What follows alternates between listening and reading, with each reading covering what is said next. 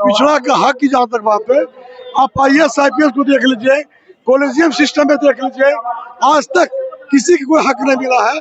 इस सब सिस्टम जितना कुरीतियां है, इसको ठीक करने के लिए एकजुट शक्ति संघ कलि युग है, शक्ति संगठन में ही शक्ति भी है इस कल युग में, दूसरा कोई विकल्प नहीं। रैली का क्या असर पड़ेगा? पूरा असर तो गांधी मैदान उमड़ जाएगा। आपको बिहार से लेकर दिल्ली सरकार ही लगी। आप अगले तैयारी में आप देख लीजिए इसका जो संविधान में छेड़छाड़ किया जा रहा है, जननायक कर्पूरी ठाकुर का दिया हुआ आरक्षण को छेड़छाड़ किया जा रहा है।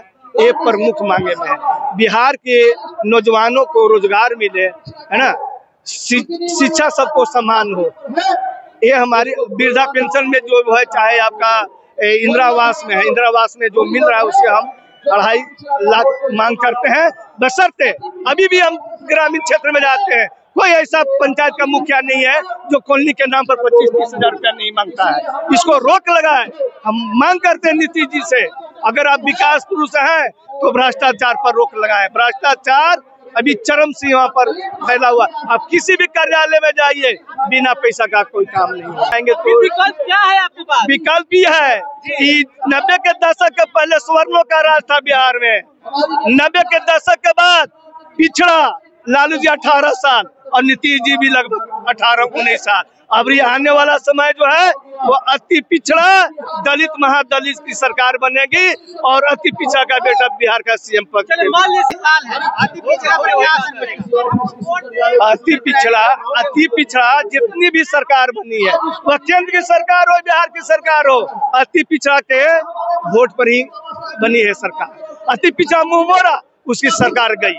आरक्षण बचाओ महासंघ का जो आज अति पिछड़ा हुंकार रैली पटना में मिलर हाई स्कूल में हो रही है। अति पिछड़ा समाज बहुत ही 36% है बिहार में, और अगर दलित भी मिला ले, अल्पसंख्या में मिला ले तो 75-80% हो जाता है। लेकिन यहाँ मौजूदा सरकारों ने इनका शोषण किया है, इनके अधिकारों का वंचित रखा है। इसलिए ये लोग अब दोबारा धरती पर खड़े हुए हैं, दोबारा ये अपनी लड़ाई लड़ रहे हैं। पहले आजादी की लड़ाई लड़ी, फिर अपनी गरीबी से लड़ी, अब ये दोबारा अपने अधिकारों के लिए लड़ रहे हैं। इसलिए ये रैली हुआ है। भीख मांग रहे, 5 किलो अनाज मांग रहे, अभी तक आत्मनिर्भर नहीं हुआ। आज कई देश है जो लोग आत्मनिर्भर हो गया। वहाँ के जो यहाँ के जो अच्छे लोग हैं, संपन्न लोग हैं, वहाँ वैसा गरीब भी नहीं है। इस देश में अभी तक किसी ने काम नहीं किया, केवल इस्तेमाल किया है। कर्पूरी जी कहे थे कि अगर पिछड़ा खाली एक पैर पर खड़ा होके एक होके अगर जो चाहेगा तो अंग्रेज को भगा सकता है, यहाँ गलत सत्ता को भगाने में क्या देर करेगा।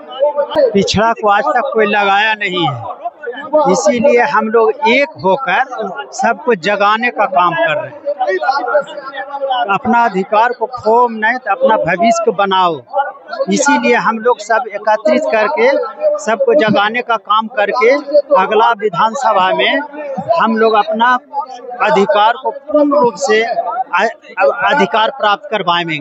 अगर अधिकार देंगे तो सब जगह से अपना कैंडिडेट को खड़ा करेंगे। पिछड़ा हुंकार रैली में हम लोग इसलिए पहुंचे कि आज तक हम लोग के शासन सत्ता में अधिकार नहीं मिल पा रहा है। हम लोग वर्षों से संघर्ष करते आ रहे हैं, हमारा समाज संघर्ष करते आ रहा है, फिर भी हम लोग इकट्ठा का होने का निर्णय लिया है कि पूरे अति पिछड़ा इकट्ठा एक मंच बना करके अपने हक अधिकार के लिए लड़े।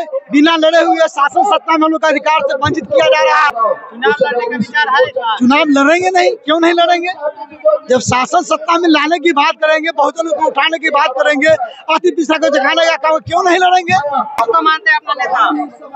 हम जयनाथ चौहान को अपना नेता अति पिछड़ा को मानते हैं और हुंकार रैली के माध्यम से ये सरकार को बताने आए हैं कि हम 40% आबादी होते हुए भी हमारी संख्या है और सत्ता से हम बाहर हैं। हमारा कोई राजनीति क्षेत्र में न विधानसभा में, लोकसभा में, न राज्यसभा में, न न्यायपालिका में हमारी भागीदारी है।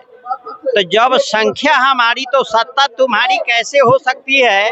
इसके लिए हुंकार रैली से यह संदेश हम सरकार को देना चाहते हैं कि सरकार या तो हमारी बुनियादी सुविधाओं और अधिकारों पर अमल करे, नीति बनाए, तो हम आपका समर्थन करेंगे, वरना हम अपने संख्या के आधार पर खुद को सरकार बनाने का एक संकल्प लेने के लिए हम लोग मिलर हाई स्कूल में एकत्र हुए हैं। तो किसको सपोर्ट करेंगे? देखिए, अभी जो क्या है कि अति पिछड़ों की जितना भी सरकारें बनी है उस पे अति पिछड़ों की कोई बात नहीं करता है। सरकार बनाने तक ही अति पिछड़ों के बात करता है, उसके सरकार बन जाने अति पिछड़ों कोई बात करता ही नहीं है। इसलिए हम लोग अति पिछड़ा महामोर्चा के अंतर्गत अपना जनसंख्या दिखाने काम के है, ताकि विधानसभा का जो चुनाव होने वाली है हम लोग का जनसंख्या के आधार पे उसमें हम लोग का भागीदारी दे, और नहीं तो हम लोग खुद अपना सरकार बनाने का काम करेंगे। जननायक कर्पूरी ठाकुर ने जो अति पिछड़ा वर्ग को कायम किया था, उसको जो सरकार बरकरार करेगी उसको हम लोग मदद करेंगे, नहीं तो हम लोग अति पिछड़ा वर्ग हर विधानसभा में चुनाव लड़ेंगे। के लोग जग चुके हैं और सोए हुए नहीं हैं। जो हमारे प्रदेश अध्यक्ष कहेंगे पूरे बिहार में वही बात का संदेश जाएगा और उन्हीं के कथनानुसार हम लोग चलेंगे। अति पिछड़ा समाज है, जैसे मुसलमान में भी बहुत सारे पिछड़ा, अंसारी, कशाब है ना, साई हो गया, टेलर हो गया, ये सब समाज भी, उन लोग को भी वोट को यूज किया जाता है, उसको भागीदारी नहीं है। इसलिए 25 में भी जो अभी इलेक्शन होने वाला है, विधायक रहेंगे इस बार जी, पिछड़ा समाज किसके साथ है? अभी इसमें ई नहीं का, वो अपना पार्टी, अपना एमएलए विधायक जो भी मिलेगा उसमें हम लोग सपोर्ट करेंगे, अपना अति पिछड़ा के साथ चलेंगे। हम लोग जो भी वहाँ से यहाँ हम लोग को अति पिछड़ा समाज के जो है सचिव, सदस्य जो भी है, सेक्रेटरी, वो अगर जो ऐसा बोलेंगे वैसा हम लोग को फॉलो करेंगे। हम लोग अति पिछड़ा लोग जितने भी सदस्य आए हैं, ना जाने पूरे बिहार से एक डिस्ट्रिक्ट से आए हुए हैं, जितने भी सदस्य आए हैं वो डिस्ट्रिक्ट में जाएंगे, अति पिछड़ा जितने भी हैं उनको एकता करने की कोशिश करेंगे। और हम लोग महिलाएं के लिए स्पेशल महिलाएं को अति पिछड़ा के बारे में बताने की कोशिश करेंगे, यहाँ तक कि हम लोग के आने के पीछे साजिश रचा जा रहा है। हम लोग को आने से पहले रोड जाम दिया गया है, उसका वीडियो आपको प्रोवाइड करा दिया जाएगा। आवश्यकता हमें इसलिए पड़ी क्योंकि हमारे अधिकार को समाप्त किया जा रहा है। सामाजिक, आर्थिक, शैक्षणिक सभी अधिकारों को समाप्त किया जा रहा है। बिहार सरकार और केंद्र सरकार अभी दोनों एक साथ हैं, लेकिन आप सोचिए 20 जून 2024 को हाई कोर्ट के द्वारा अति पिछड़ा को जो नीतीश बाबू आरक्षण दिए थे 49% को 65% किए थे, उसको हाई कोर्ट स्टे रोक लगा दी। अगर नीतीश बाबू अति पिछड़े के इतने चहेते हैं तो उनको इस बात पे केंद्र सरकार का साथ छोड़ देना चाहिए था। लालू जी के रीजन में अति पिछड़ा समाज के लिए लालू जी कहते थे कि एक जीन निकलेगा और हम जीतेंगे।